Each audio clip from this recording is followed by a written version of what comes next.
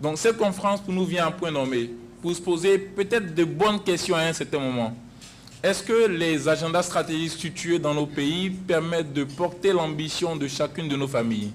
Est-ce que les agendas stratégiques définis et adoptés, tels qu'en Côte d'Ivoire, donc pour le plan national de développement, il est partagé et perçu par les populations les plus reculées des centres de décision des grandes villes urbaines, par exemple? Est-ce que les défis quotidiens de nos familles sont perçus dans leur caractère subtil par le décideur politique?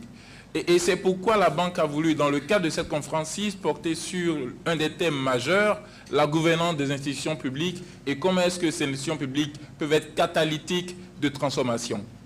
Donc, nous avons engagé avec le bureau de l'économiste en chef pour la région Afrique, M. Albert Zefac, nous avons engagé cette réflexion majeure pour ce que nous avons fait sur les 40 dernières années en Afrique. Et non seulement ce que nous avons fait, mais nous engager pour l'avenir. Comment est-ce que les particularités de ce continent peuvent être prises en compte dans la structuration et dans l'articulation de nos institutions publiques? Comment est-ce que le dialogue au niveau local peut être porté au plus haut niveau donc des décideurs publics au niveau central pour s'assurer que les communautés soient impliquées et fortement responsabilisées dans les défis qu'elles peuvent porter vis-à-vis du décideur public? Comment est-ce que les actions publiques portées au niveau central sont perçues par les communautés au niveau le plus local? Et comment est-ce que les institutions publiques sont redevables en termes de résultats vis-à-vis de ces institutions? C'est des axes de réflexion que nous enclenchons dans la revue que nous avons commencé à faire, que nous allons finir dans le cadre de cette conférence. Mais à la fin de la journée, s'assurer que dans la transformation de nos institutions, qu'elles puissent bâtir aussi sur ce que l'Afrique a à partager. L'Afrique a su s'organiser au niveau traditionnel sur un certain nombre de particularités donc, générationnelles.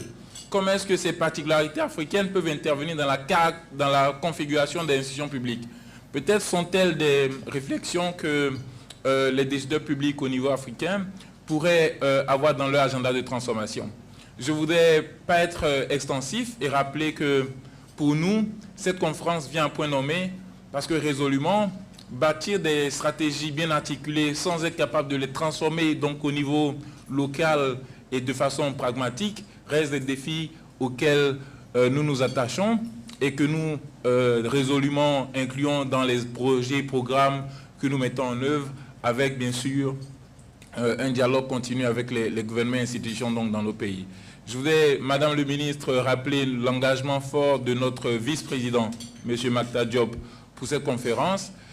Il visite la Côte d'Ivoire dans la semaine du 20 au 26 février et je pense que dans les dialogues avec les autorités de ce pays, la participation à cette conférence sera certainement rediscutée.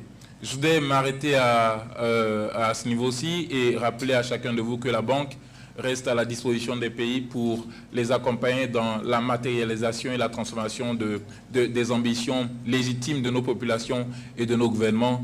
Je vous remercie.